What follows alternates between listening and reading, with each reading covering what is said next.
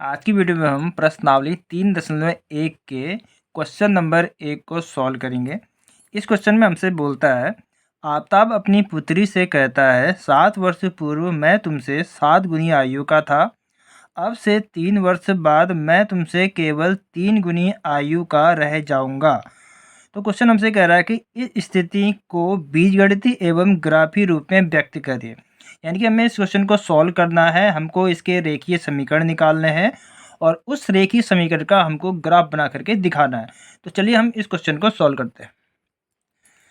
सबसे पहले हम मान लेते हैं, ठीक है, माना आफताब की आयु x वर्ष है। क्योंकि हमें इनकी आयु तो पता नहीं है तो हमने अपनी तरफ से मान लिया, ठीक है। उसी तरीके से और उसकी पुत्री की आयु y वर्ष है, ठीक है। अब प्रश्नानुसार क्वेश्चन में हमसे बोलता है कि 7 वर्ष पूर्व यानी कि 7 वर्ष पूर्व का मतलब है जो हमारा बीत गया। तो 7 वर्ष पूर्व में हमारा जो आफताब की आयु क्या रह जाएगी, 7 वर्ष पूर्व आफताब की जो आयु रह जाएगी x-7 वर्ष रह जाएगी। उसी तरीके से उसकी पुत्री की आयु क्या रह जाएगी, y-7 रह जाएगी। क्वेश्चन में आगे कहता है 7 वर्ष पूर्व तुमसे 7 गुनी आयु का था। तो 7 वर्ष पूर्व क्या हो जाएगा, देखिए ये हमारा आफताब की आयु हो जाएगी, ठीक है। वो कहता है कि तुम्हारी 7 गुनी हो जाएगी, यानी कि ये हमारा जो उसकी पुत्री की जो आयु है ये इसका 7 गुना हो जाएगा। तो हम इसे क्या करेंगे, 7 से गुणा कर देंगे तो ये दोनों ही इक्वेशन हमारी समीकरण आ जाएगी। यह हमारे क्वेश्चन में हमसे कहता है कि 7 वर्ष पूर्व मैं तुमसे 7 गुनी आयु का था। तो अब इसको हम सॉल्व करेंगे तो ये हो जाएगा x-7, 7 से इंटू करेंगे 7y - 49। अब हम क्या करेंगे, इसको यहाँ ले आते हैं, इसको यहाँ ले आते हैं। तो x-7y इक्वल टू माइनस का 49, ये प्लस का हो जाएगा 7।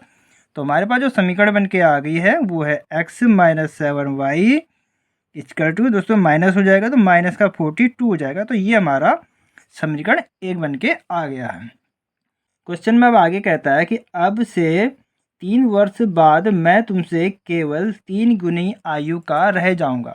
तो 3 वर्ष बाद, तो दोस्तों 3 वर्ष बाद जो आफताब की जो आयु हो जाएगी वह हो जाएगी x+3, क्योंकि वो आगे की बात कर रहा है 3 वर्ष के बाद। तो हमने जो x और y के जो मान माने थे वो हमने प्रेजेंट टाइम का माना है, जो अभी का जो हमारा समय चल रहा है। तो 3 वर्ष बाद की बात कर रहा है तो हम इसमें 3 वर्ष जोड़ देंगे। तो उसी तरीके से उसकी पुत्री की जो आयु हो जाएगी वो भी हो जाएगी y+3, ठीक है। आगे क्वेश्चन में क्या कह रहा है कि 3 वर्ष बाद मैं तुमसे केवल 3 गुनी आयु का रह जाऊंगा। तो ये है आफताब की आयु, ये है उसकी पुत्री की आयु। ये कह रहा है कि उसकी पुत्री की जो आयु उसका सिर्फ 3 गुना ही रह जाएगा। तो हम इसे 3 से इंटू कर देंगे तो ये दोनों की आयु हमारी बराबर निकल के आ गई है। अब हम इस इक्वेशन को सॉल्व करते हैं। x+3, 3 से गुणा करेंगे 3y + 9, ठीक है। y को हम यहाँ ले आते हैं, 3 को हम यहाँ ले आते हैं तो ये हो जाएगा x-3y, 9 माइनस का यहाँ चला जाएगा, 3 यहाँ जाएगा माइनस का हो जाएगा 3। तो हमारा जो आगे क्वेश्चन आया है x-3y = 6, ये हमारा समीकरण 2 आ गया। तो हमने दोस्तों क्वेश्चन में हमसे पूछा था कि इसका बीजगणितीय और ग्राफीय रूप है। तो ये हमारा समीकरण 1 और समीकरण जो 2 निकल के आया ये हमारा बीजगणितीय रूप है।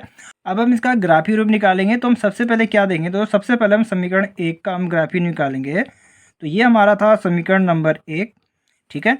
हमको इसमें x और y के ऐसे मान निकालने हैं जिसमें हमारा दायां पक्ष और बायां पक्ष हमारा समान आ जाए, ठीक है। x और y के हमको मान निकालने हैं, क्योंकि दोस्तों हमको x और y के जब हमको मान पता होंगे तभी हम इसका ग्राफ बना पाएंगे, ठीक है। तो हम x और y में हम ऐसा क्या मान रखें कि हमारा दायां पक्ष और बायां पक्ष हमारा बराबर आ जाए। तो पहला मान है 0, दूसरा है 6, फिर है 7, फिर 7, दूसरा माइनस का 7 और 5। देखिए आप अगर आप x की जगह 0 रखेंगे तो 0 हो जाएगा, y की जगह 6 रखें तो 6 7 42, तो माइनस का 42 = माइनस का 42 हो जाएगा। उसी तरीके से साथ साथ आप x और y की जगह मान रखेंगे तो दायां पक्ष और बायां पक्ष बराबर है। तो इस तरीके से हमने x और y के मान निकाल लिए हैं। अब हम समीकरण 2 को देखते हैं। हमारा जो समीकरण 2 था वह था x - 3y इक्वल टू 6। इसमें हमें x और y के ऐसे मान रखने हैं जिससे हमारा दायां पक्ष और बायां पक्ष हमारा बराबर आ जाए। तो हम x और y के हम मान रखेंगे। दोस्तों इसी x और y के मान से ही हम ग्राफ बना सकते हैं।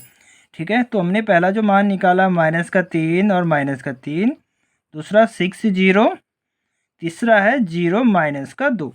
तो इस तरीके से हमने x और y के माने हमने मान निकाल लिए हैं। अब हम x की जगह -3 रखेंगे और इस y की जगह -3 रखेंगे, तो हम इसको सॉल्व करेंगे तो हमें 6 इक्वल टू 6 आएगा।